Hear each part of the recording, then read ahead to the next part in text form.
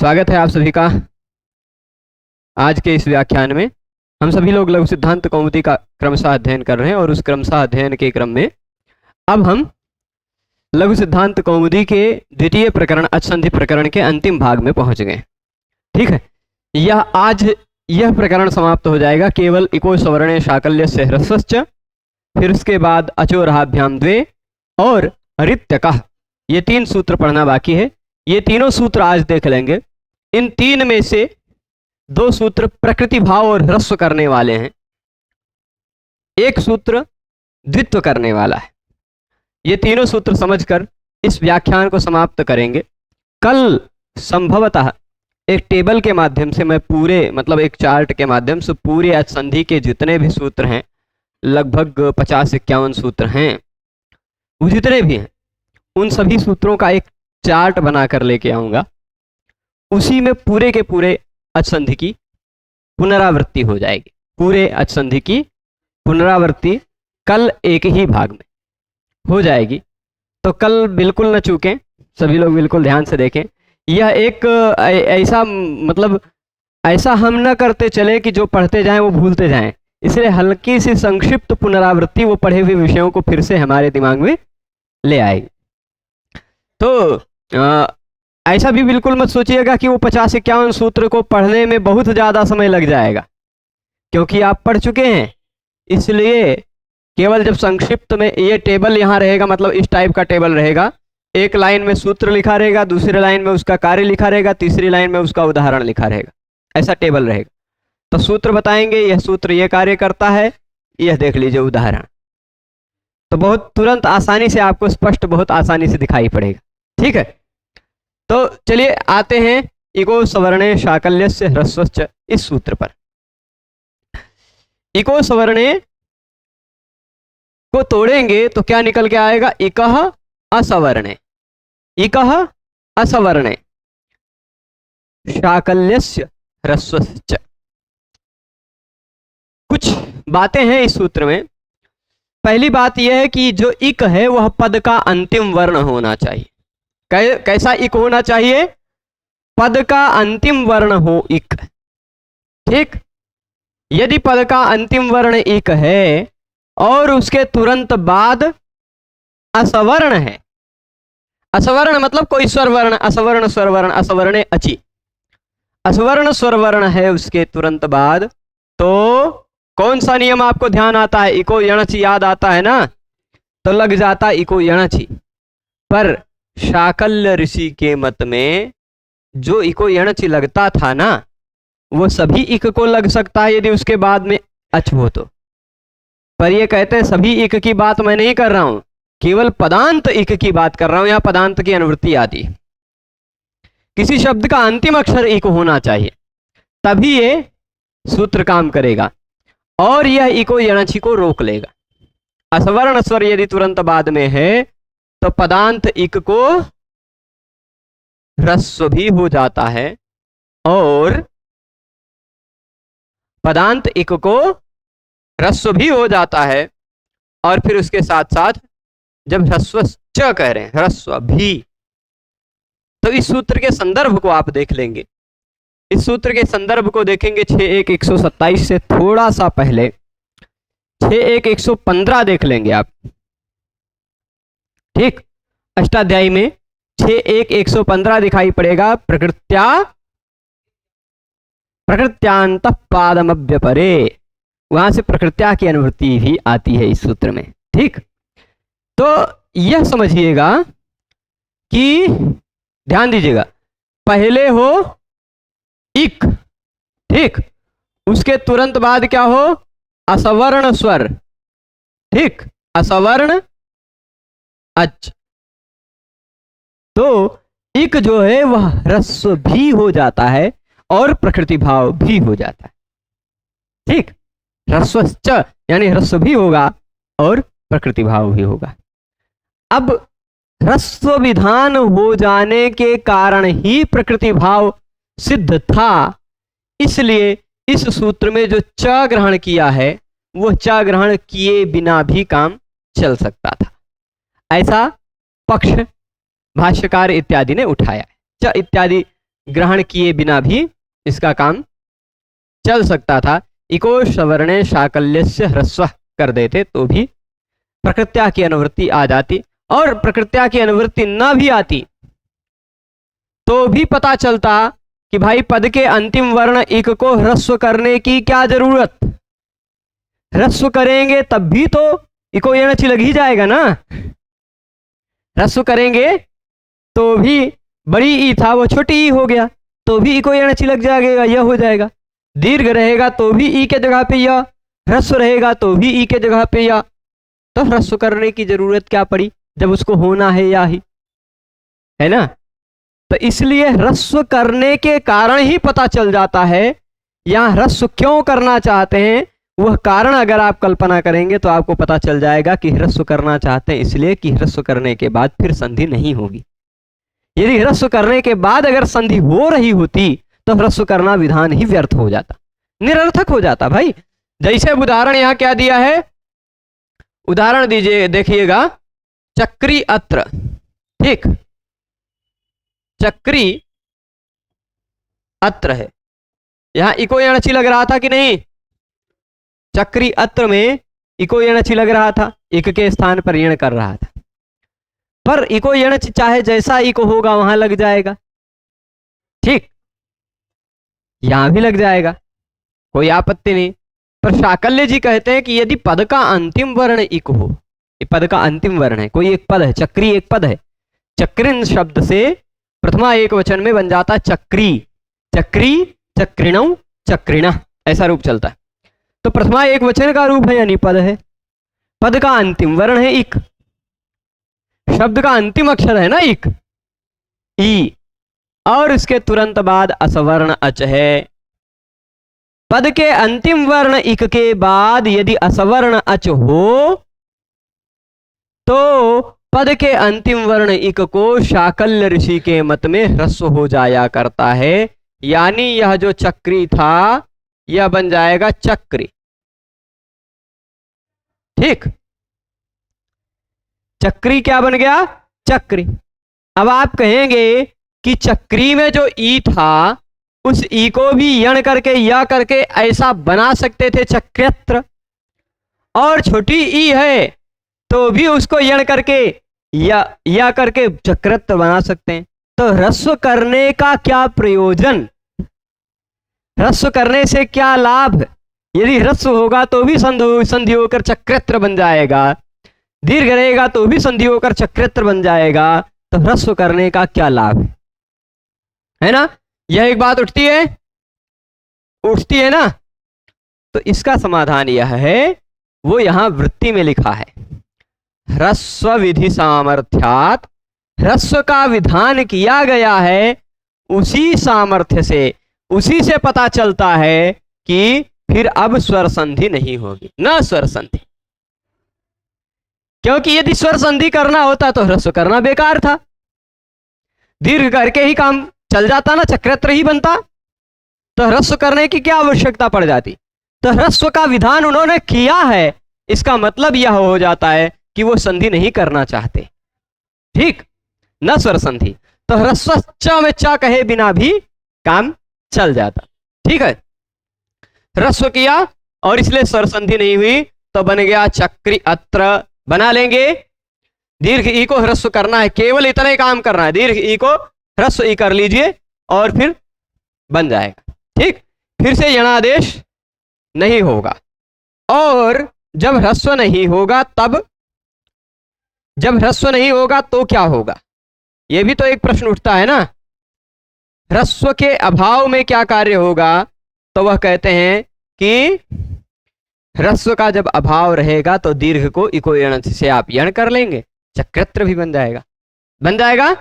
ये चक्र यत्र ऐसा कुछ अलग जैसा दिखाई पड़ रहा है, पर है या क्या है, ये थोड़ा सा फॉन्ट का हो सकता है आपको न समझ में आता हो, तो था ये चक्री था, क्री में से रे निकल गया, ई निकल गया, तो ये जो रा है वो भी आधा हो गया और यह इसी में जुड़ा हुआ है, ठीक, र भी आधा है, चक्रेत्र, चक्रेत्र, ठीक।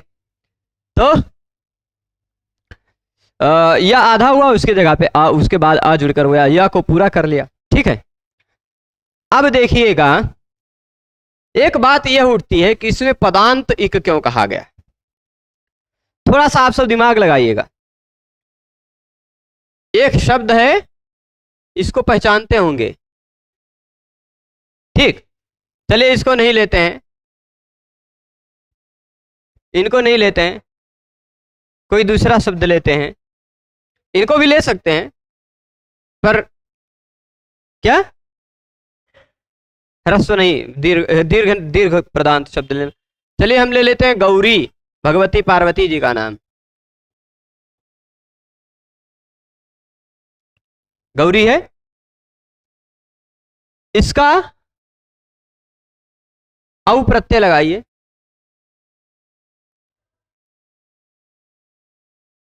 अब आप बताइए इक है कि नहीं यहां।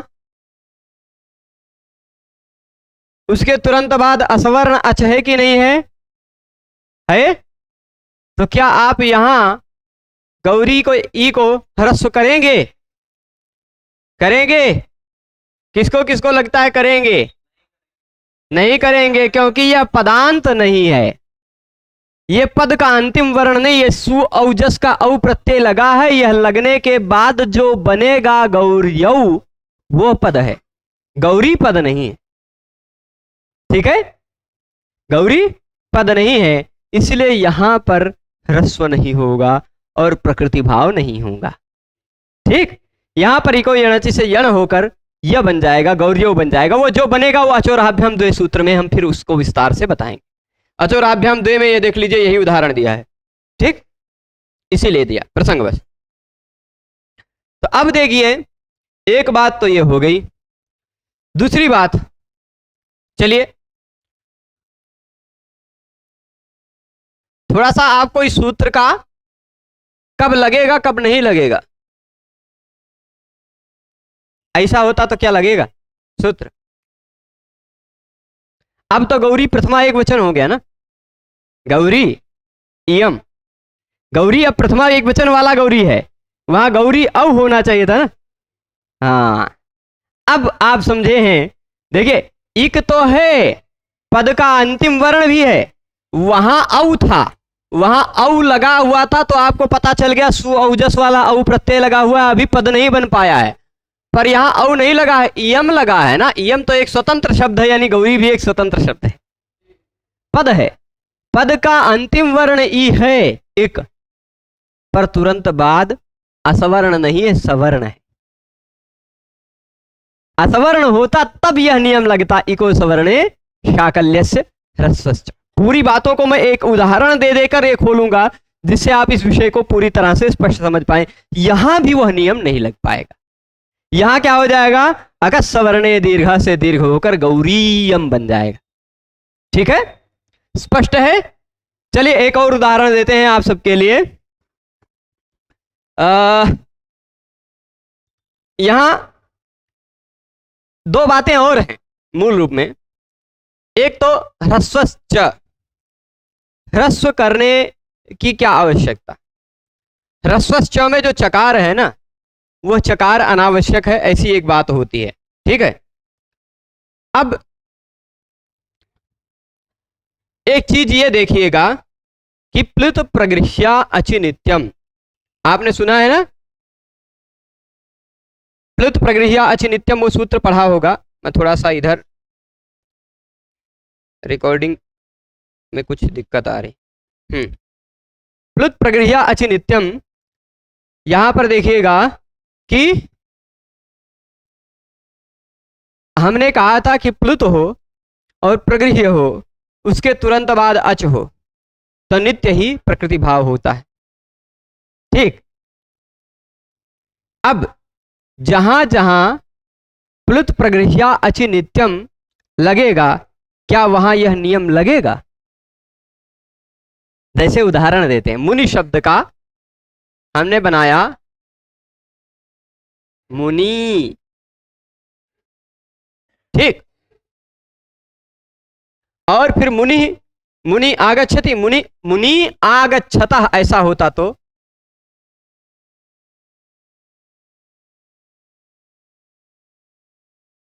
अब आप यहां ध्यान देंगे यदि, तो आपको याद आएगा इक तो है यहां, पद का अंतिम वर्ण, पद का अंतिम वर्ण इक है कि नहीं? और उसके तुरंत बाद असवर्ण अच भी है। तो शाकल्य ऋषि के मत में इस मुनि आगच्छता में मुनीज में जो ई है उसको ह्रस्व कर सकते हैं क्या? आप कर सकते हैं क्या? तो नहीं कर सकते। क्यों? क्योंकि प्लुत प्रगृह्या अचि नित्यम, इसकी प्रगृह्य संज्ञा भी तो है। ई दूदे द्विवचनम प्रगृह्यम, ई हो अंत में, ऊ हो अंत में, ए हो अंत में और द्विवचन हो तो उसको कहा जाता है प्रगृह्य। यह है प्रगृह्य। और प्लुत प्रगृह्या अचि नित्यम ने जब कह दिया कि नित्य प्रकृति भाव होता है, तो शाकल्य ऋषि के मत में फिर ह्रस्व करके प्रकृति भाव करने की आवश्यकता नहीं है। तो कोई मत नहीं लगेगा जहां नित्यम कह दिया है कि नित्य प्रकृति भाव ही होगा और कोई दूसरा काम नहीं होगा। ठीक, तो यहां पर भी इको सवर्णे शाकल्य से ह्रस्वश्च नहीं लगेगा। कहां कहां नहीं लगेगा? यदि तुरंत बाद में सवर्ण होगा तो भी नहीं लगेगा। ठीक, यदि तुरंत बाद में सवर्ण होगा तो भी नहीं लगेगा, और यदि पद का अंतिम वर्ण नहीं है तो भी नहीं लगेगा, और यदि कहीं द्विवचन वाला है बवाल तो भी नहीं लगेगा। ठीक, जैसे भानु उदयतः, दो सूर्य उदय होते होंगे, एक इस ब्रह्मांड में एक दूसरे ब्रह्मांड में। ठीक, भानु उदयतः, तो वहां तो बिल्कुल नहीं लगेगा क्योंकि सवर्ण है। ठीक, अगर भानु और फिर उसके बाद आगच्छता कह देते तो असवर्ण हो जाता, तो वहां पर भी नहीं लगता। क्यों नहीं लगता? क्योंकि प्रगृह्य संज्ञा होती, और जहां भी प्रगृह्य संज्ञा होगी वहां इस सूत्र को बांध लिया जाएगा। ठीक है, तो इतनी बातें आपने जान ली। यानी प्रगृह्य भी नहीं होना चाहिए, प्रगृह्य भी नहीं होना चाहिए, और पद का अंतिम वर्ण होना चाहिए इक, उसके तुरंत बाद असवर्ण स्वर वर्ण होना चाहिए। तो पदांत इक को शाकल्य ऋषि के मत में ह्रस्व कर दिया जाता है, और ह्रस्व करने के बाद के प्रकृति भाव भी हो जाता है। क्योंकि ह्रस्व करने की क्या आवश्यकता पड़ गई? यदि प्रकृति भाव न करना होता, ह्रस्व करेंगे तो भी कोई अणची लग ही जाएगा, दीर्घ रहेगा तो भी कोई अणची लग ही जाएगा। तो मुझे लगता है यह आपने यह नियम समझ लिया होगा कि पदांत इक, पद के अंतिम में आने वाले जो इक होते हैं वो ह्रस्व हो जाते हैं विकल्प से।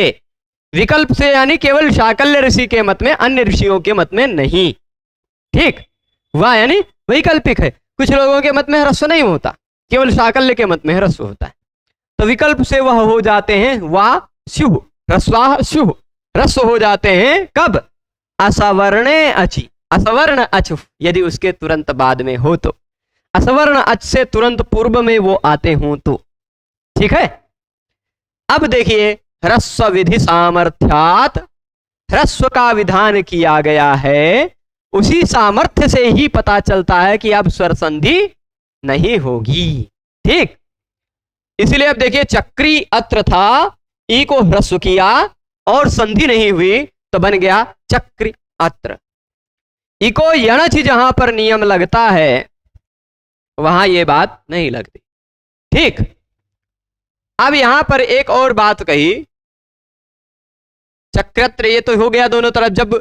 जब साकल्य ऋषि का मत नहीं लगेगा तो चक्री अत्र का चक्री अत्र ही रह जाएगा, और इको यणचि से दीर्घ यण हो जाएगा तो चक्रत्र बन जाएगा। ठीक, बन जाएगा ये दोनों, यहां तक कोई दिक्कत नहीं ना। अब प्रश्न उठाया पदांता इति किम, मैं यह स्पष्ट कर चुका हूं, फिर भी ये प्रश्न उठा रहे हैं तो देख लीजिए। कह रहे हैं कि सूत्र में पदांता, सूत्र में या सूत्र के अर्थ में, सूत्र या पद के अधिकार में आता है, पदस्य के अधिकार में आता है, तो इसलिए पदांत की अनुवृत्ति आती। तो पदांता यदि ना कहा गया होता तो कैसा भी एक होता, कैसा भी एक होता उसके स्थान पर ह्रस्व होने लग जाता, तो गौरी और औ होता, यहां भी गौरी को ह्रस्व करने लग जाते, पदांत नहीं है फिर भी, है ना। पदांत कह देने के कारण यह पदांत नहीं है, इसलिए यहां ह्रस्व नहीं हुआ और ई के जगह पर यह हो गया, र आधा जोड़ेंगे ऐसा गौरियो बन जाए। ठीक, गौरियो बनाया, कोई दिक्कत नहीं। अब एक और इसमें बताया तो नहीं गया है, पर इसको पढ़ने के बाद लोगों को इको अणची में और इसमें दिक्कत आ जाती है। वह पक्ष मैंने पिछले व्याख्यान में स्पष्ट किया था, पर फिर भी स्पष्ट कर देते हैं। सुधी और उपास्य क्या है? सुधी और उपास्य। ठीक, अब यहां पर होगा क्या? क्या यहां ह्रस्व कर पाएंगे आप? सामान्यतः नियम तो लगना चाहिए, इक है अंत में, उसके तुरंत बाद असवर्ण अच है, और यह एक पदांत भी है। सुधी एक पद है, पद का अंतिम सुधी के बाद सु प्रत्यय लगा था, तो सुधी सु उपास्य सु, नहीं सुधी भिस उपास्य सु, सुधी भी उपास्य, सुधी उपास्य, सुधी भिस उपास्य सु, भिस और सु लुप्त हो गया है ना, तो सुधी उपास्य बचा, पर भिस लुप्त हो गया, फिर भी वो पद तो पद ही रहेगा ना। तो पद है, पद का अंतिम वर्ण इक है, उसके तुरंत बाद असवर्ण अच है, तो शाकल्य ऋषि का मत लगाकर यहां सुधी उपास्य बना लेंगे। क्या आप बना पाएंगे? नहीं बना पाएंगे। क्यों? क्योंकि इसी में यहां भले नहीं कहा गया है, पर इसी सूत्र के अंतर्गत दो वार्तिक हैं। एक वार्तिक है न समास से, यदि समास हुआ हो तो नहीं होगा। समास हुआ, यहां सुधी भी उपास्य को समास करके सुधी उपास्य बनाए हैं हम। समास जहां हुआ होगा वहां ह्रस्व विधान नहीं होगा, तो वहां शुद्धोपास्य वही दो वाला रूप बनेगा, अनचिचा से विकल्प से द्वित्व करके और द्वित्व के बिना वाला। ठीक है, अब अनचिचा से द्वित्व करके, कुछ लोग स में भी द्वित्व हो सकता है ऐसा कहते हैं, हाँ करिए भाई, बिल्कुल कोई दिक्कत नहीं, स में भी द्वित्व करके आप चार रूप बना सकते। ठीक, सुधी उपास्य, देखिए ऐसे चार रूप बना सकते हैं। कैसे? एक तो ऐसा शुद्धोपास्य, ठीक, एक क्या हो जाएगा, इस धा को द्वित्व करके द ध यू वाला, इस तरह बना सकते हैं। और यही दोनों में स को भी डबल वाला भी, स का सिंगल वाला, स का डबल वाला भी बना सकते। ठीक, तो चार तरह से आप शुद्धोपास्य बनाइए, कोई आपत्ति नहीं। ठीक है, अब स का भी द्वित्व हो सकता है, क्योंकि वो भी अच के पर में है और उसके तुरंत बाद अनच है, अनचिच लगेगा। ठीक है, अब इसके बाद आते हैं हम एक और पक्ष पर, वह आपके इसमें काम तो नहीं आएगा। एक उदाहरण कहीं कहीं लघु सिद्धांत कौमुदी में ऐसा भी दिया है, वापी धन अश्वः, वाप्याम अश्वः वाप्यश्वः बनेगा। वापी में जो अश्व है, वापी में जो घोड़ा है, वो कैसा घोड़ा कहलाएगा? वो वाप्यश्व कहलाएगा। पर यहां सप्तमी समास हुआ है, वाप्याम अश्वः ऐसा समास हुआ था, वापी अश्व बचा है। समास होने के कारण ही यहां भी इको स्वरणे शाकल्य से ह्रस्व नहीं लग पाएगा। ठीक है, समास होने के कारण ही न समासे वार्तिक से निरोध हो जाए, उसका रोक हो जाएगा, तो यहां वाप्यस्व ही बनेगा। ठीक है, इको यह होकर, यह भी एक उदाहरण कहीं कहीं दिया गया है। ठीक, एक बात और है, पद का अंतिम वर्ण है, इसको जानने के लिए आपको ठीक से पद क्या है यह भी जानना पड़ता है। ठीक, थोड़ा सा हल्का सा विषयांतर होगा, पर इस विषय को थोड़ा सा और खोलने के लिए वह आवश्यक है। पद कौन सी संज्ञा, पद संज्ञा किसकी है, पद कौन है, यह भी जानना जरूरी है। तो पद संज्ञा करने के लिए अष्टाध्यायी में चार सूत्र हैं। सुप्तिङन्तम पदम न के सीतिच स्वादिश्व सर्वनाम स्थाने। ये 4 सूत्र हैं। उन चारों सूत्रों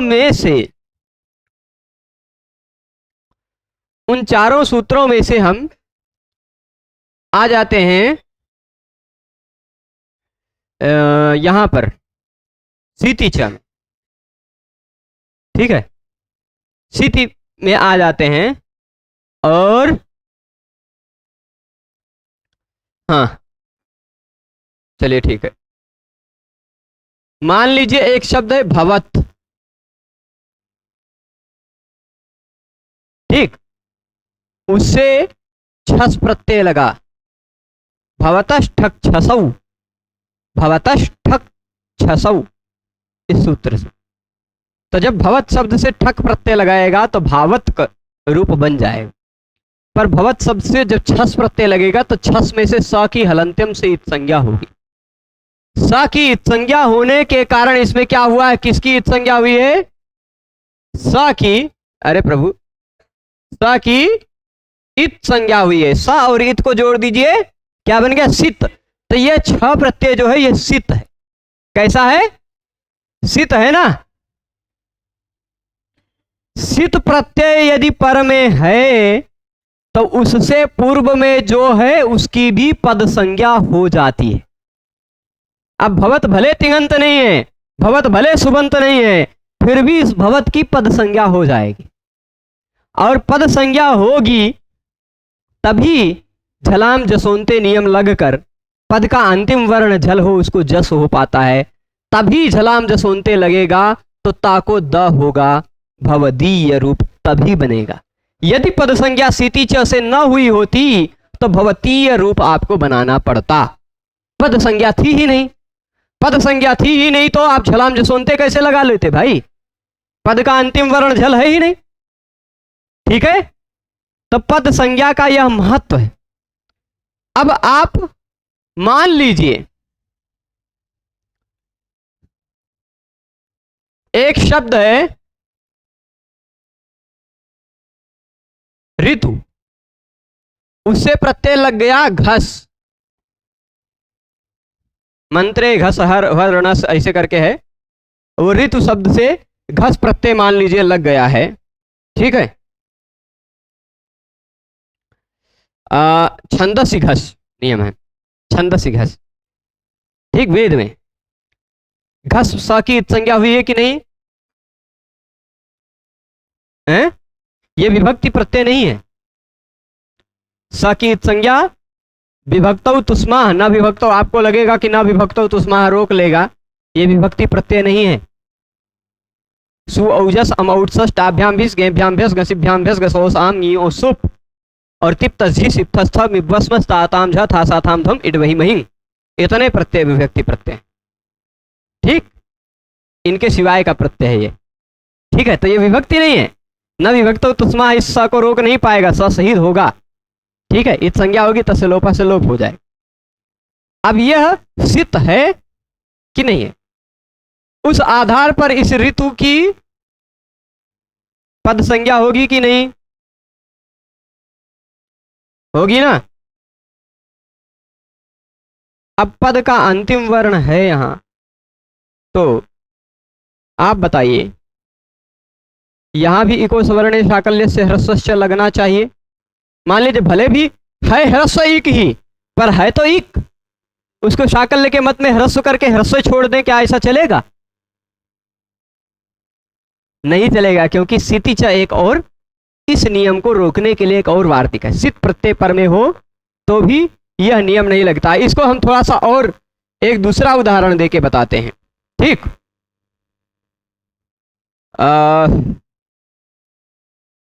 कौन सा उदाहरण ले लें? किसी दूसरे शब्द से अगर सित प्रत्यय हुआ होता, किसी दूसरे शब्द से, दीर्घ वाले शब्द से भी हुआ होता, तो उसको ह्रस्व नहीं कर पाते, खाली यही बात है। अब वो दीर्घ वाला शब्द मुझे कोई उदाहरण में नहीं आ रहा है, ठीक है ना, कोई दिक्कत नहीं। मान लीजिए भानु शब्द नहीं, धेन क्या कहते हैं उसको, गौरी शब्द होता, ठीक, चमू शब्द होता, उससे भी कोई सित प्रत्यय लगा होता तो उसको ह्रस्व नहीं करने जाते आप। ठीक है, इको सवर्णे शाकल्य से ह्रस्वश्च आप नहीं लगा पाते। ठीक है, अब इसके बाद एक और बात इसमें बचती है, जो हाँ स्थिति च वाली भी बात हो गई, कोई दिक्कत नहीं चलेगा। ये इको सवर्णे शाकल्य से ह्रस्वश्च की बात समाप्त हो गई। ठीक है, तो आप पूरी तरह समझे होंगे कि पहले होना चाहिए इक, वह शब्द का अंतिम वर्ण, उसके तुरंत बाद दूसरे शब्द का पहला अक्षर कोई असवर्ण स्वर वर्ण। तो शाकल्य ऋषि के मत में शब्द के अंतिम वर्ण स्वरूप जो आ रहा है दीर्घ ई या दीर्घ उ, दीर्घ या ह्रस्व कोई भी इक आ रहा है उसको ह्रस्व कर दिया जाएगा, और ह्रस्व कर देने के कारण ही ह्रस्व विधान सामर्थ्यात् न स्वर संधि, फिर स्वर संधि वहां पर नहीं हो। ठीक है, अब पदांता इति किम गौर्यो, गौर्यो बनाया तो वरदराजाचार्य जी को एक और नियम थोड़ा सा ध्यान आ गया, जो यहां प्रासंगिक नहीं है, प्रसंग प्रकृति भाव का चल रहा है, पर उन्हें प्रत्युदाहरण देते समय गौर्यो उदाहरण दे देना पड़ा, तो उस गौर्यो में एक और नियम भी लग सकता है विकल्प से, वो नियम भी बता दिया, प्रसंग में आ गया उनको। ठीक है, तो चलिए गौरी धन औ है, गौरी धन औ था, उसको इको यणचि से यण करके आपने बना लिया क्या, गौर्यो। तो नियम एक और लग जाएगा, वह नियम है अचोरहाभ्याम द्वे। अनचिचा पढ़ा है आपने, अनचिचा पढ़ा है ना, उसने कहा था कि पहले हो अच, उसके बाद हो यर, उसके बाद हो अनच। ठीक, तो यर का हो जाता है डबल, ठीक, यर द्वित्व हो जाता है। जैसे सुधी में ये जैसे वैसा हो गया था सु ध य, तो अच उ, उसके तुरंत बाद यर ध अनच य, तो इस यर को यानी ध को द्वित्व किया था कि नहीं, धा धा। ठीक, तो यही अनचिचा जो नियम है, वह अनचिचा नियम इस नियम के बाद का नियम है, अनचिचा से पहले यह नियम कहा गया है। ठीक, आप इस सूत्र को अष्टाध्यायी में निकाल कर देखेंगे अचोरहाभ्याम द्वे को, तो इससे पहले आपको कुछ नियम दिखाई पड़ता होगा। ये 8-4-45 नंबर सूत्र पर, ये कितने नंबर पर है, 46 पे। इससे पहले 45 नंबर पर यरो नुनासिके नुनासिको वा दिखाई पड़ रहा। ठीक, दिखाई पड़ा, मिल गया ना, यरो नुनासिके नुनासिको वा, पहले हो यर, उसके तुरंत बाद हो अनुनासिक, तो उस यर को भी अनुनासिक हो जाया करता, ऐसा कहा था उसने। फिर अचोराभ्याम द्वे ने कहा कि अगर वही यर अच के बाद रा और हा के बाद आया हो तो उसी यर को द्वे हो जाता है। अब इस अचोराभ्याम द्वे सूत्र को मैं थोड़ा फॉर्मूले में यदि लिखना चाहूं आप सबको समझाने के लिए, तो उसको ऐसे लिखा जा सकता है, पहले होना चाहिए अच। ठीक, अच के पर में चाहे र हो अथवा हा हो, अथवा का चिन्ह नहीं है, और उसके बाद में हो यर। ठीक, पहले हो अच, उसके 3-3 स्टेप कहीं कहीं देखने पड़ जाते हैं, है ना, कहीं कहीं 2 ही स्टेप देख, पहले ये हो बाद में ये हो, तो ऐसा काम हो जाता है, पर कहीं कहीं 3-3 चीजें देखनी पड़ती, पहले ये हो उसके बाद ये हो उसके बाद ये हो, कहीं कहीं 4 भी आएगा, पहले ये हो उसके बाद ये हो उसके बाद ये हो, तो तीसरे वाले के स्थान पे ये हो जाएगा, उसके बाद चौथा अक्षर ये होना चाहिए, ऐसा भी आएगा। ठीक, तो हाँ, अब देखिएगा यहाँ क्या हो गया, अच है, उसके बाद र और हा है, उसके बाद यर है, अच है फिर रा और हा है, उसके बाद क्या है, यर, तो यर को हो जाएगा द्वित्व। ठीक, वही लिखा है अचह पराभ्याम, अचह पराभ्याम मतलब अच के बाद जो आ रहे हैं दोनों, पराभ्याम में द्विवचन लगा है, तो अच के पर में जो 2 आ रहे हैं, कौन, रेफ और हकार। रेफ मतलब र और हकार मतलब ह, तो र और ह जो अच के पर में आ रहे हैं उनके पर में आने वाले यर को द्वित्व हो जाता है विकल्प से। ठीक, उदाहरण में अब देखिएगा आप, उदाहरण दिखाएं आपको। मान लीजिए ये था क्या, गौरी, उसके बाद प्रत्यय लगा था औ। यहां पर इको सवर्णे शाकल्य से ह्रस्वश्च नियम नहीं लगा। क्यों नहीं लगा? क्योंकि पद का अंतिम वर्ण नहीं है, तो इको यणच लग गया। लग गया, हमने इस इक को हटाया, रा आधा बचाया, ई के जगह पे या कर दिया और औ कर दिया। ठीक, जोड़ करके यहां पर आप ऐसा बना सकते हैं ना, रा ऊपर चढ़ गया गौरियो, ये ऐसा, ये जो लिखा है ऐसा बना सकते हैं कि नहीं? बन जाएगा। पर यहां अचोरहाभ्याम द्वे भी एक नियम लगता है। कहता है पहले अच हो है, उसके बाद रा या ह हो है, उसके बाद यर हो या है, तो उस यर को द्वित्व हो जाता है, यानी यह डबल हो जाएगा। तो यह डबल हो जाएगा तो इस तरह वाला भी शब्द बन जाएगा। लिख लीजिए, बना लीजिए, बन जाएगा ना, कोई कठिनाई? पहले हो अच, ये देख लीजिए औ है, उसके बाद हो र अथवा ह, यहां र दिखाई पड़ रहा है, उसके बाद हो यर, यर मतलब ह को छोड़ के कोई दूसरा व्यंजन कोई भी, यर में ह को छोड़ दिया गया, बाकी सब आ जाते हैं। ठीक है, तो अब देखिएगा,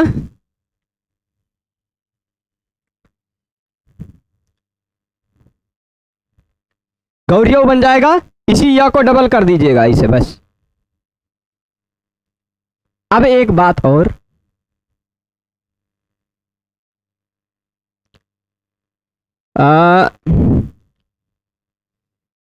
अभी भी यहां अच है कि नहीं? जब डबल कर दिया उसके बाद भी अच है, उसके तुरंत बाद र है, उसके तुरंत बाद फिर यर है, और डबल करो, फिर उसके बाद अच है, यर है, र है, उसके बाद फिर यर रहेगा, फिर डबल करो। कितना करते जाओगे आप? कितना करते जाओगे आप? इसलिए एक परिभाषा है, लक्ष्ये लक्षणम सकृदेव प्रवर्तते। लक्ष्य में एक जगह पर एक सूत्र एक ही बार लगता है। तो इस या को द्वित्व करने के लिए जब लग गया अचोरहाभ्याम द्वे, तो इसी या को फिर से द्वित्व करने के लिए फिर से अचोरहाभ्याम द्वे मत लगाइए। लक्ष्य लक्षणम सकृदेव प्रवर्तते, नहीं तो करते जाएंगे तो अनवस्था दोष आएगा। कब तक करेंगे आप? जिंदगी भर करते जाएंगे, जिंदगी भर वो नियम लगता रहेगा, है ना। पूरी धरती की आप पेज बना डालें, उस पर लिखते जाएंगे अचोरहाभ्याम द्वे से या को द्वित्व करते जाएंगे, इतना द्वित्व हो जाएगा खत्म ही नहीं होगा, अंतिम अवस्था तक नहीं पहुंच पाएंगे आप, है ना। तो इसलिए लक्ष्य लक्षणम सकृदेव प्रवर्तते, ऐसा एक नियम है। ठीक, अब उदाहरण देते हैं। आपने इसका र का तो उदाहरण देख लिया है ना। एक उदाहरण, आपने बहुत सारे उदाहरण देंगे हम आपको।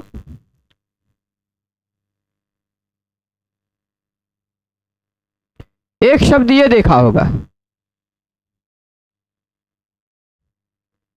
ठीक, देखा है।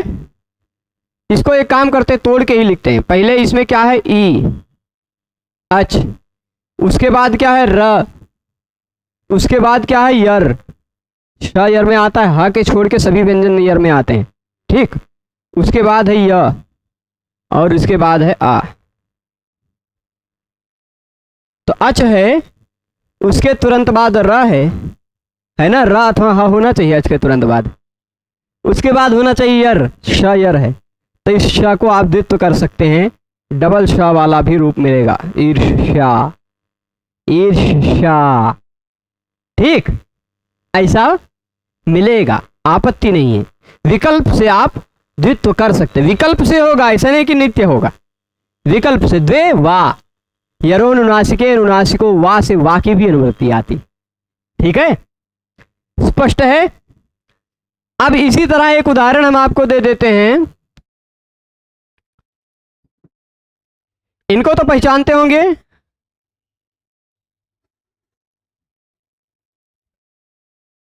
पहचानते हैं ना?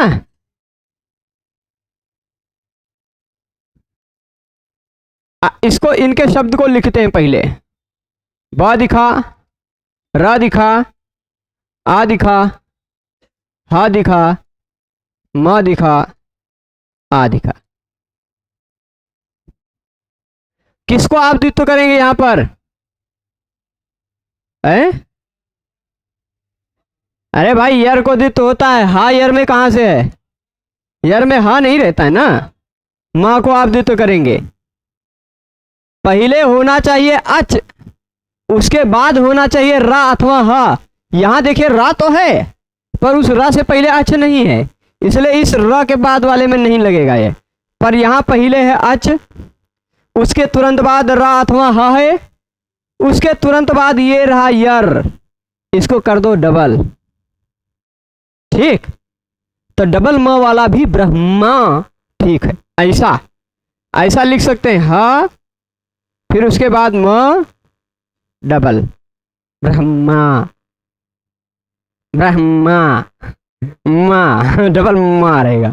ठीक है, विकल्प से।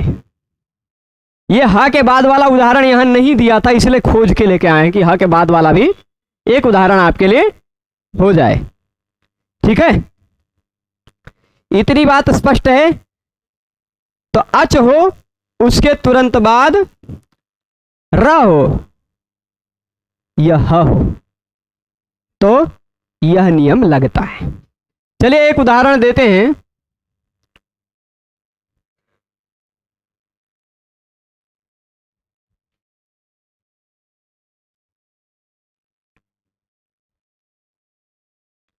मनस है, रथः है।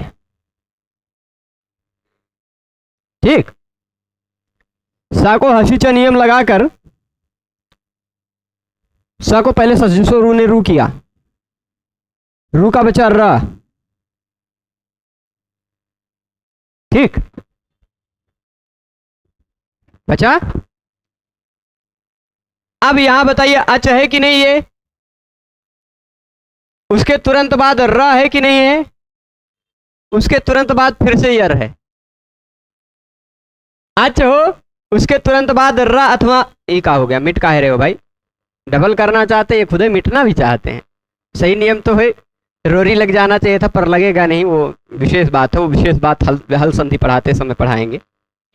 तो अब देखिए ये क्या हुआ, यहां इस रा को डबल कर सकते हैं आप कि नहीं कर सकते? आपको लगेगा सामान्य नियम के तहत कर सकते हैं, है ना, पर विशेष नियम है यहां। ठीक, यहां पर हसी च लगकर इस पहले र को ऊ हो जाएगा, रू के ऊ। ठीक, इस रू के ऊ को, रू के रा को ऊ हो जाएगा, तो वह विधान ज्यादा बलवान है। आप कहेंगे नहीं भाई, हम क्या करेंगे, हम इस रा को डबल करेंगे ही, नहीं मानेंगे हम, है ना। तो वो ऐसा नहीं चलेगा।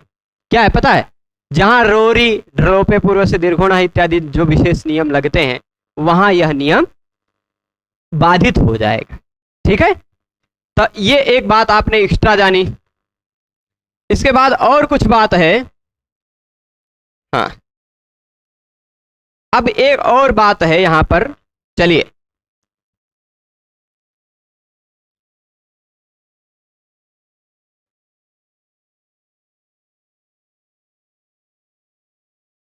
चतुर के बाद सु प्रत्यय लगा है, चतुर्षु बनता है ना, चतुर शब्द का सप्तमी बहुवचन में।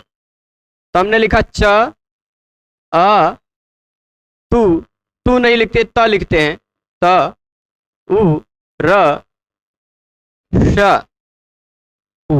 ऐसा है। यहां पर किसको द्वित्व करेंगे आप?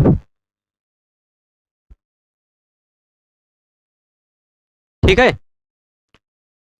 अचोराभ्याम द्वे नियम लग रहा है कि नहीं? अच है, उसके तुरंत बाद र है, उसके बाद तुरंत यर है। श को द्वित्व होना चाहिए ना, पर नहीं होगा। एक विशेष नियम इसको रोक लेगा, वो भी नियम है शरोचिच।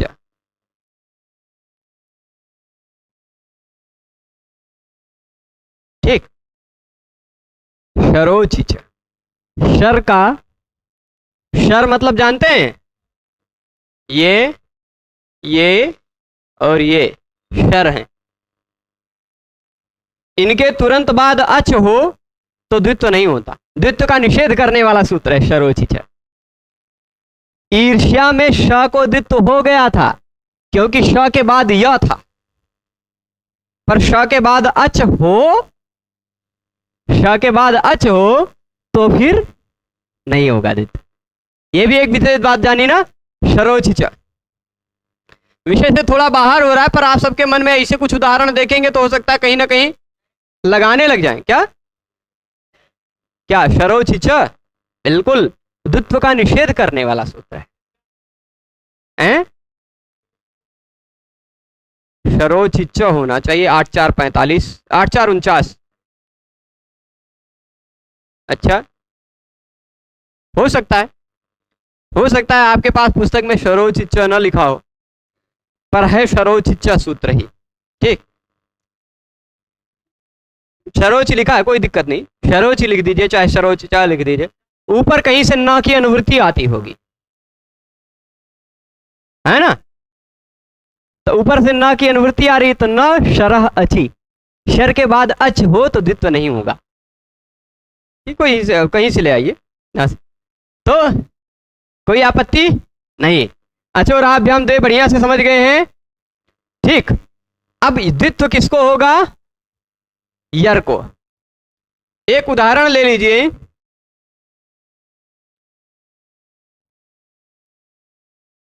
यर में कौन सा अक्षर नहीं आता है? हा नहीं आता। हा कोई शब्द लेते हैं, चलिए, एक अरहेण शब्द बनता है ना,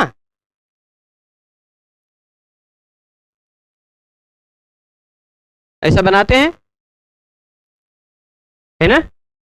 यहां ध्यान दीजिएगा, है क्या? अ है, र है, ह है, ए है और ण है।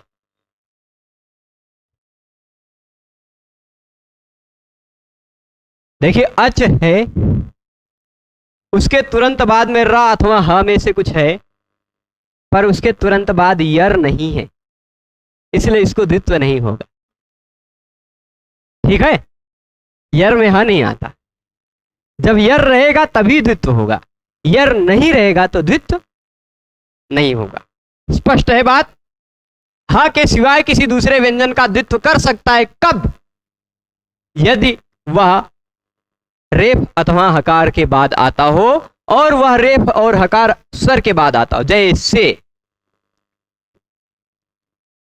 सूर्य, यहां आप स के बाद उ था स्वरवर्ण, उसके बाद र था और उसके बाद यर है, इसलिए डबल हो जाएगा विकल्प। ठीक, सूर्य, ऐसा भी रूप बना। ठीक है, तो अच हो, उसके बाद र हो, उसके बाद या ह हो तो द्वित्व हो जाता है। ठीक है, उदाहरण और देते हैं।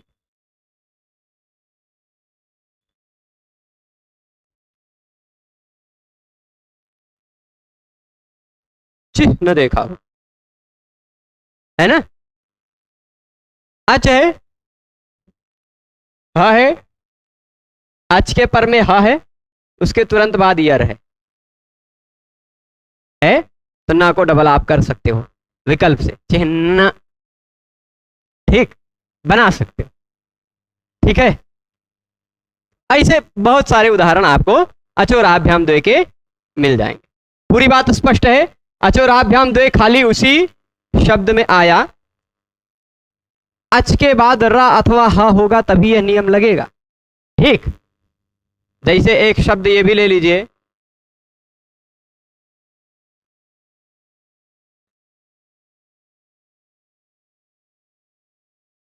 यहां अच अम है कि नहीं, पर अच के तुरंत बाद र अथवा ह नहीं है। ठीक, अच के तुरंत बाद र अथवा ह नहीं है और उसके तुरंत बाद यर नहीं है। उसके तुरंत बाद क्या, उसके तुरंत बाद यर है का यर में आएगा, पर इस यर को द्वित्व नहीं कर पाएंगे क्योंकि र और ह के बाद नहीं, ठीक, स के बाद है। स्पष्ट है पूरी बात, अचोर आभ्याम देव पूरी तरह से। अब हम आ जाते हैं लघु सिद्धांत कौमुदी की अच संधि प्रकरण के अंतिम सूत्र। यहां देखिए एक और बात, अचः पराभ्याम, अच के पर में रेफ और हकार हो तो उसके पर के यर को द्वित्व होता है विकल्प से गौर्यौ, पर यह समास में हो तो द्वित्व नहीं होगा। समास में हो तो द्वित्व नहीं होगा। और ये न समास से यहां भी वार्तिक दे दिया है, भ्रमर जी यहां आपको पुष्प नहीं मिलेगा। ठीक, भ्रमर जी आ रहे हैं यहां मंडराने। हाँ, ए? हाँ, तो ये कहे पलाश कुसुम भ्रांत्या शुकतुंडे पतत्यलि सोपि जंबू फल भ्रांत्या तमलिम धर्तुमिच्छति। अप्पई दीक्षित ने भ्रांतिमान अलंकार के उदाहरण में दिया है कि थोड़ा सा हंस लीजिए बीच में, एक भंवरा फूल के पीछे उड़ रहा था, ये भंवरा आ गया तो याद आ गया, एक भंवरा फूल के पीछे उड़ रहा था, उड़ते उड़ते एक तोते की चोंच मिल गई, लंबा सा तोता था ऐसे बैठा था, तो उसको लगा कि तोते की चोंच नहीं, ये तो पलाश का फूल है, वो भी उसी कलर का होता, सेम कलर का। पलाश के कुसुम की भ्रांति हुई, वह जाके तोते की चोंच पे बैठ गया और तोते ने भी समझा कि ये तो जामुन का फल है और पकड़ लिया। सोपि जंबू फल भ्रांत्या, भ्रांतिमान अलंकार है यहाँ, तो यहाँ इसको भ्रांति हो रही होगी पुष्प की। चलिए, भ्रमर प्रसंग आ गया बीच में, अब भ्रमर प्रसंग को छोड़ते हैं। यहां भी न समास एक वार्तिक दिया इस सूत्र में भी कि समास होगा, ऊपर वाला भी नियम इको सवर्ण शाकल्य से ह्रस्व भी समास होता तो नहीं लगता, यह भी नियम समास होगा तो नहीं लगेगा। जैसे वापी अश्व हमने बताया था, यही उदाहरण है। ठीक, समास होने के कारण यह हो गया, ठीक, पर यह अचोराभ्याम द्वय से द्वित्व होने का उदाहरण नहीं है। ये जो उदाहरण न समासे दे दिया है ना, ये इसी का है, क्योंकि यहां रा और हा दिखाई नहीं पड़ता है कि आपको द्वित्व करने की आवश्यकता पड़ेगी, है ना। ये ऊपर वाले का ही उदाहरण है ना समासे, इसी सूत्र में वार्तिक नहीं है, ये पिछले वाले सूत्र का ही वार्तिक है। गलती से गौरियो उदाहरणवा बीच में आ गया तो उसी गौरियों को समझाने के लिए ये बीच में एक सूत्र घुसेड़ दिए, पर ये उदाहरण उसी पिछले सूत्र का ही है। ठीक, गौरी उदाहरण में विकल्प से दूसरा रूप भी बन जाता है, यह बताने के लिए अचोराभ्याम द्वय एक और सूत्र ले आए बीच में। पर वाप्यस्व ये न समास है, मतलब जो ह्रस्व होता है वह समास में नहीं होता, ह्रस्व नहीं हुआ। ठीक, वाप्यस्व ही बना, यहां द्वित्व का कोई प्रसंग नहीं है, इसलिए आप इसको इस सूत्र का मत मानिएगा। ठीक है, अब इसके बाद अंतिम सूत्र में चलते हैं हम। अंतिम सूत्र देख लीजिए, नंबर देखिएगा 6-1-128, इससे तुरंत पहले 127 नंबर सूत्र अभी आप पढ़े, एको सवर्णे शाकल्यस्य ह्रस्वश्च, वह इसी के तुरंत पहले का सूत्र था, इसी के तुरंत पहले का वह सूत्र है, एको सवर्णे शाकल्यस्य ह्रस्वश्च।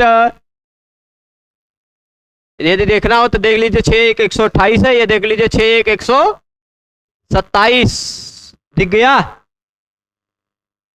तो यानी अष्टाध्यायी में उसके तुरंत बाद का यह सूत्र है ऋत्यकः। तो अब वहां इकः की बात चल रही थी, यहां अकः पर।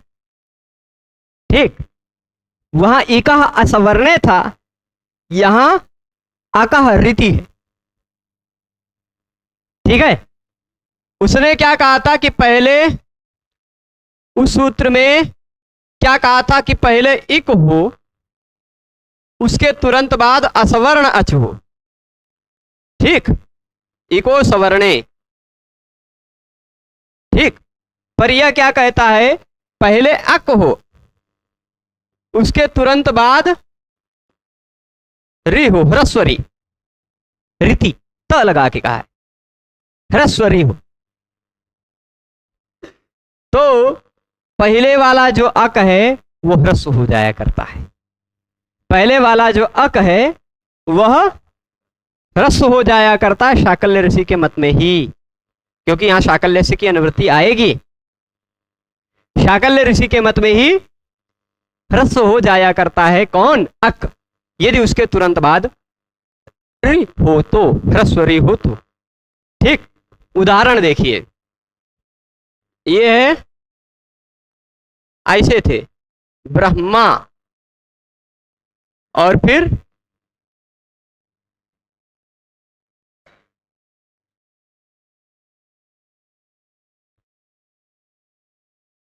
ब्रह्मा ऋषि।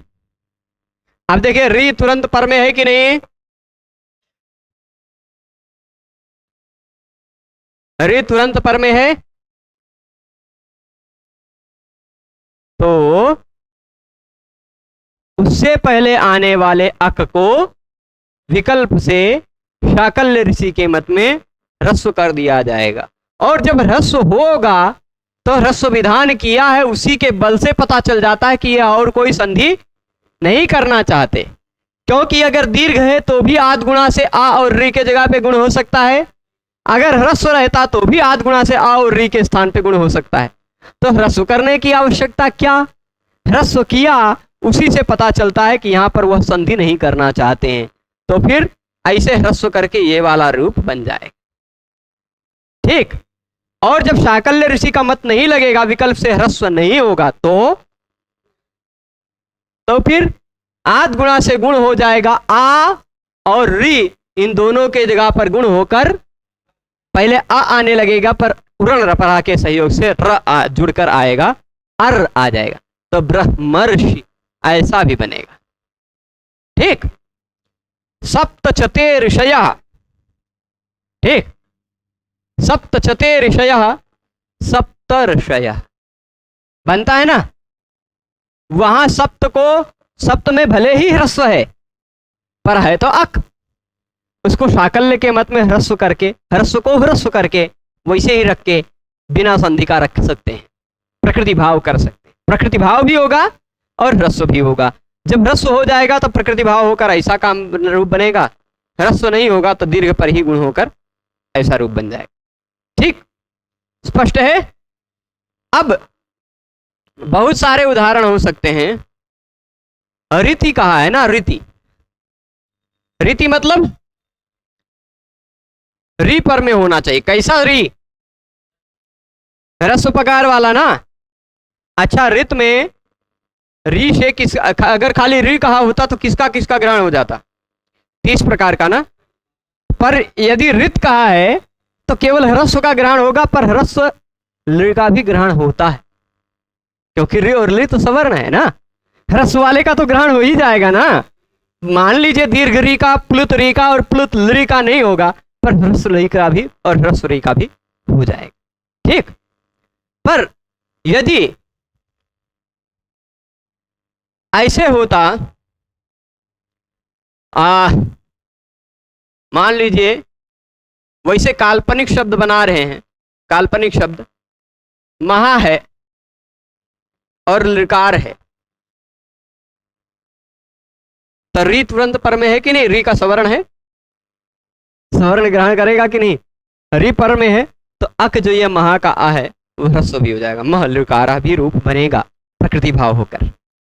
ठीक, और जब ह्रस्व नहीं होगा, प्रकृति भाव नहीं होगा, तो अ और ली के स्थान पर गुण होकर अल बन जाएगा, महलकार। ठीक है, महलकार, प्लुत वाले लकार को महलकार कह सकते हैं आप, बहुत बड़ा महा वाला लकार है वो, प्लुत वाला। ठीक है, इतनी बात स्पष्ट है। अब अक को ही केवल हर्ष होता है, मतलब केवल आ ही नहीं। ठीक, मान लीजिए नदी है और इधर री से शुरू होने वाला हम रिक्षति एक क्रिया रख दे, नदी रिक्षति। री तुरंत पर में है कि नहीं? पद का अंतिम वर्ण इक अक है कि नहीं? री पर में हो तो पदांत अक को ह्रस्व हो जाता है। अब आप कहेंगे यहां इको सवर्णे शाकल्य से ह्रस्व से भी काम चल सकता था, तो यहां इसको इसमें लाने की जरूरत नहीं है। ठीक है कि नहीं? चल सकता था ना, इको सवर्णे शाकल्य से ह्रस्व ई उ रिलरी रहेगा, ई उ रिलरी रहेगा। री के तुरंत बाद री आ गया, री के तुरंत बाद री आ गया, तब तो दीर्घ होगा, तब दीर्घ होगा, असवर्ण रहेगा ही नहीं, है ना। री के तुरंत बाद, री के तुरंत बाद यहां देखिएगा री आ गया तो अस्वर्ण रहेगा नहीं, तो यह भी नियम नहीं लगेगा, इको सवर्ण शाकल्य से ह्रस्व भी नहीं लगेगा। पर री के सिवाय अ ई उ और री रहेगा तो भी सवर्ण रहेगा। अ ई उ इन्हीं तीनों में दिक्कत है। उसके बाद री हो, अ ई उ के बाद री हो तो रित्य कहा लग सकता है, पर ई उ के बाद अगर री हो तो इको सवर्ण शाकल्य से ह्रस्व से ही काम चल सकता था। तो यहां अका ग्रहण किया गया जो ना, वह केवल आ को अलग से कहने के लिए।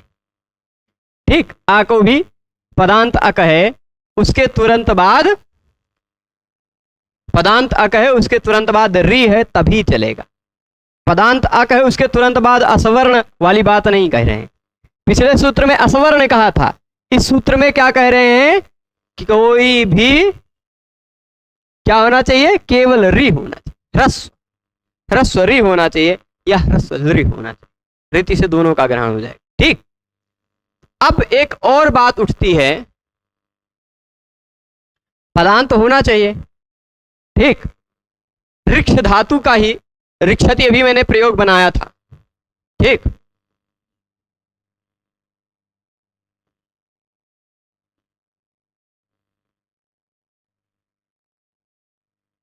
ऋक्षति, ठीक होगा। अब यहां पर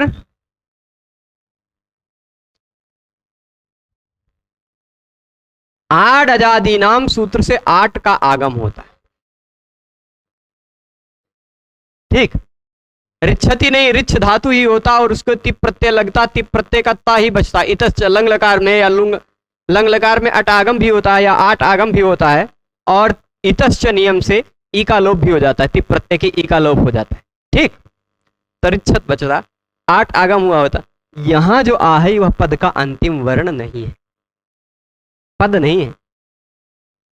पद का अंतिम वर्ण अक हो, उसके तुरंत बाद री हो तो ह्रस्व होगा। पद का अंतिम वर्ण तो है नहीं है, ये कोई पद नहीं है, ये तो एक उपसर्ग है ना। तो पद का अंतिम वर्ण ना होने के कारण अक यहां ह्रस्व नहीं हुआ। ठीक, आ और री को आद गुणा से गुण होकर आर बन गया, आर छत ऐसा बन जाएगा। ठीक, तो यहां पदांत क्यों कहा गया? पदांत क्या? हाँ, आटश्च, आटश्च से वृद्धि होगी, गुण नहीं होगा। आठ जहां होता है वहां वृद्धि होती है आटश्च से। ठीक, आ और री के स्थान पर गुण होने लगा था, पर आटश्च एक वृद्धि कर देगा, आ और री के स्थान पर वृद्धि होकर आर हो जाएगा। ठीक, क्या आंग उपसर्ग ही है, ये आंग उपसर्ग ही है, आ नहीं अलग। ठीक है, नहीं आंग उपसर्ग नहीं है, आठ है और उसके आगे आंग उपसर्ग भी लगाए होते तो फिर आकाश वर्ण दीर्घा से दीर्घ किए होते। ठीक, ये आठ है, आंग उपसर्ग नहीं। ठीक, आठ जादी नाम से आठ आया था, उसी का आ है। वह आठ कोई पद थोड़े ना है, वो तो आगम है। आगम है ना, तो वो पद का अंतिम वर्ण नहीं है, ये उपसर्ग नहीं है। ठीक, मैं शायद उपसर्ग भूल गया हूँ। आज थोड़ा सा दांत में दर्द है, वो बार बार मेरा ध्यान वहाँ खींचता है अपने दांत की अपनी तरफ, तो कभी कभी हो सकता है कुछ फिसल जाए।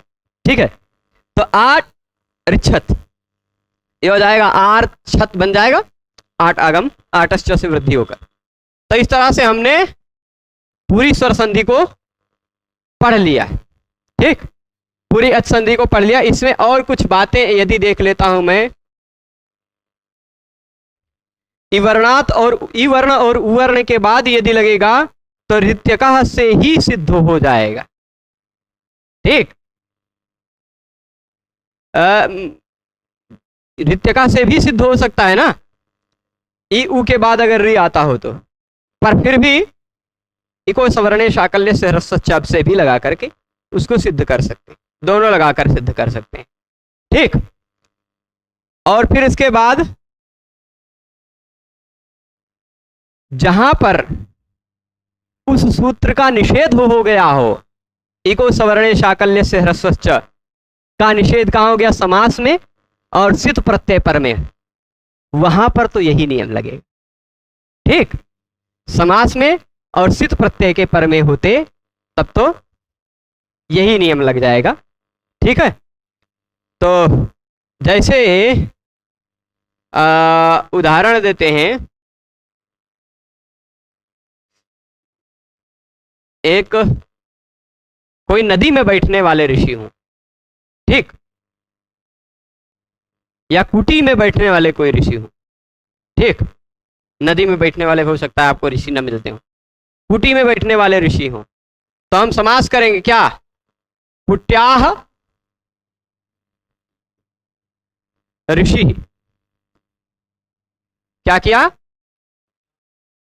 कुट्याह ऋषि, इसका समास होगा तो कुटी ngस ऋषि सु समास होगा। यहां बचेगा मूलतः सब विभक्तियों का लोप होने के बाद, बीच में आने वाली विभक्तियों का लोप होने के बाद बचेगा कुटी ऋषि। यहां इको सवर्णे शाकल्य से ह्रस्व लगना तो चाहेगा, है ना, इक है, उसके तुरंत बाद असवर्ण है, इक पद का अंतिम वर्ण भी है, वह इको सवर्णे शाकल्य से ह्रस्व लगना तो चाहेगा, पर क्योंकि यह समास है इसलिए ना समास से वार्तिक रोक लेगा। तो इस जगह पर फिर आपको ऋत्यका से ही काम चलाना पड़ेगा। ठीक है, इस जगह पर, बाकी जहां पर इको ऋत्यका भी लग रहा है, इको सवर्णे शाकल्य से ह्रस्व भी लग रहा है, वहां कोई दिक्कत नहीं, वहां आप काम चला लीजिए किसी से भी।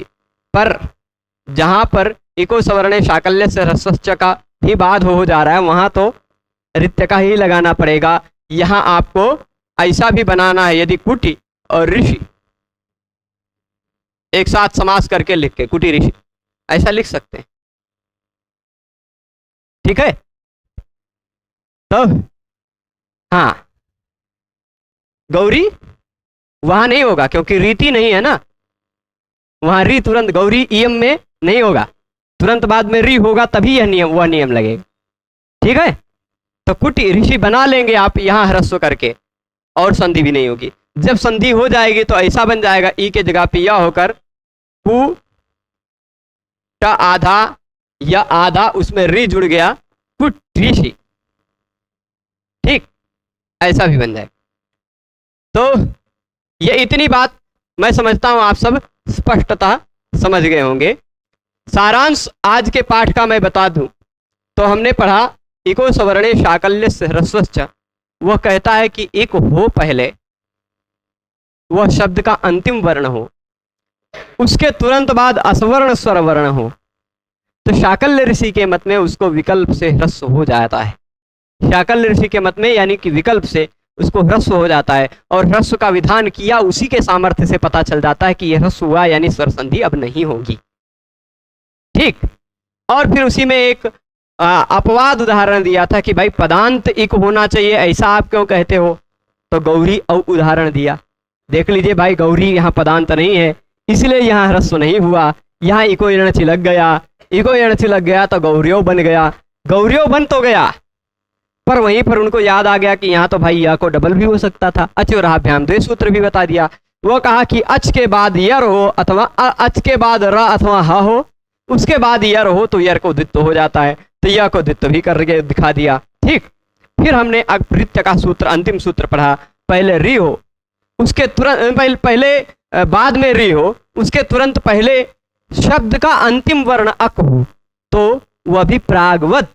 प्रागवत मतलब पहले की तरह, पहले की तरह मतलब पहले क्या बताया गया 127 नंबर सूत्र पर, ह्रस्व भी और प्रकृति भाव भी। ह्रस्व होगा तो प्रकृति भाव भी हो, तो ह्रस्व और प्रकृति भाव हो जाया करता है अक का भी।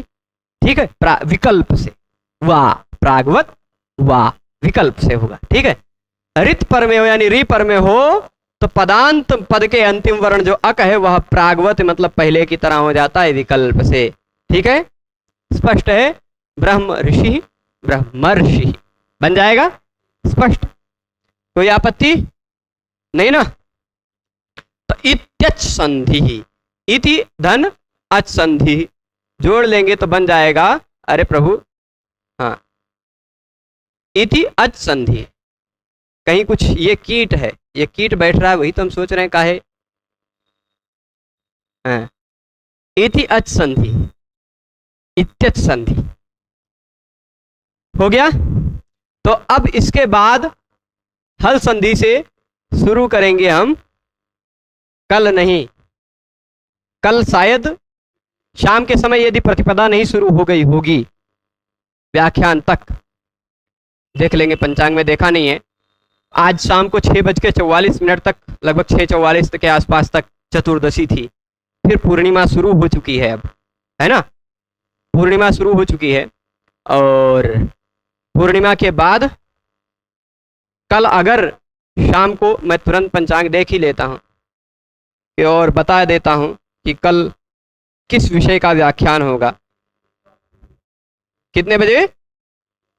3:26 के बाद प्रतिपदा लग जा रही है ना। हाँ, 3:26 के बाद प्रतिपदा कल लग जा रही है, तो यानी कल लघु सिद्धांत कौमुदी की आवृत्ति नहीं, कल नैषधीय चरितम के 2 श्लोक पढ़ेंगे। ठीक है, और परसों के व्याख्यान में हम लघु सिद्धांत कौमुदी की अच संधि तक के जितने भी सूत्र हैं अच संधि के, उन सभी सूत्रों को एक चार्ट के माध्यम से बताएंगे परसों। और परसों के बाद यानी तृतीया से फिर शुरू होगी हल संधि। ठीक है, सभी लोग जुड़े रहे, उसके लिए सभी को बहुत बहुत धन्यवाद। हम आप सबसे पुनः मिलेंगे, तब तक के लिए नमो नमः।